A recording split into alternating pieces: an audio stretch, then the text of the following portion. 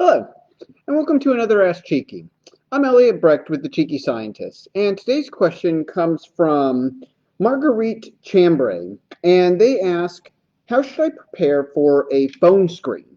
And wanted to get you prepared for this because this is going to be the first chance you really get to interact with a real person, and you want to make sure that you're prepared and have a lot of things already set up and ready because unfortunately, you might only get a couple hours or maybe a day or so to be ready for this interaction.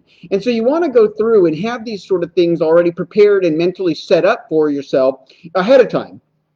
We always go through and say, get your elevator speech like prepared and down to the wire so that like you know it and you're ready to deliver it upon being asked. Some of the other things that you want to do when you're preparing for that phone screen is make sure that you've created yourself a checklist. Questions that you want to ask them because you're going to get an opportunity to ask some questions back to them. They're going to ask you some questions to basically go through your resume, which you want to have ready and clear in hand so that you can reference it as well, because they'll be referencing your resume and saying, do you have this skill? Where did you get it? How did you acquire it? So you want to be able to answer these questions in a STAR method and be able to give sort of that situation, the tactic that you utilized in it, the accomplishments and the results that you came from it, giving them like a real world example of how you acquired the different experiences that they're asking for in the resume, making sure you have the skills that line up with the job advert. You want to make sure that while doing this, you're in a room that is clear of any sort of distraction. So even if this ends up being like in a hallway or, some sort of closet, some other space where you're not going to be, disturbed by other people coming in and out, going through and, just creating excess noise, messing up things with you. So this is also one of those, if possible, I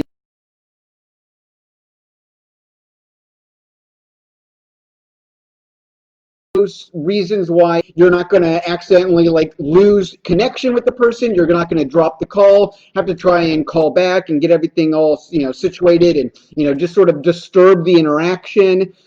You want to go through and you also want to have like a pen and paper handy so that you can take any notes. If they say, oh, this is a position working with John and Sarah and Mike from IT and Jane in over in chemistry. You want to be able to write down these things so that you can then follow up and look up these people and be prepared for these future interactions that you're going to potentially have with these people.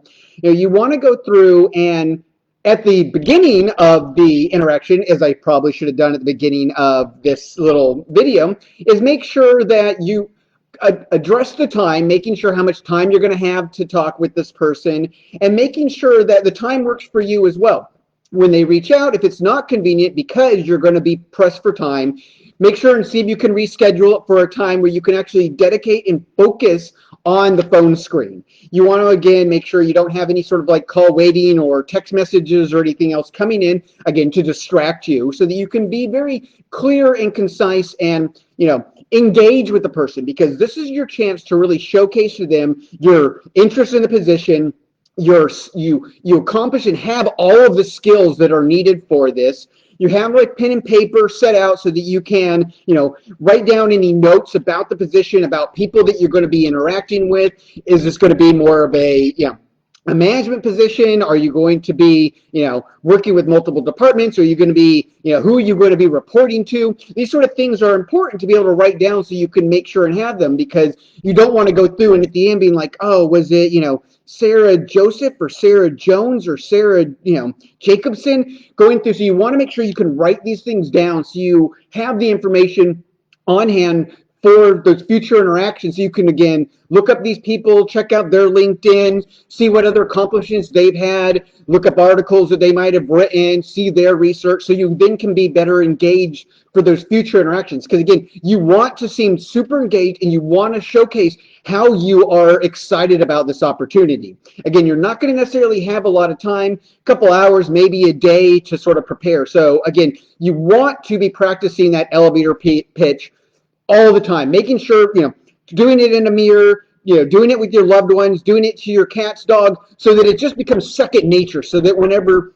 you're asked, tell me about yourself, you can go through and talk about that future focused, engagement that you want to have, how you want to push forward the research, how you want to push the company's bottom line forward. You want to get all these things ready. You want to have your resume on hand so that whenever they're asking you questions and asking, how did you get, XYZ skill, you're able to respond, I got the skill doing this, I accomplished these goals, I worked with these people, I got these measurable results, having these interactions ready on hand to go over and answer them.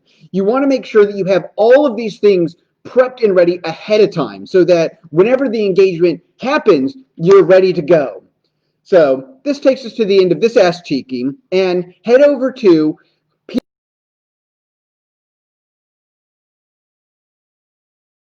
acting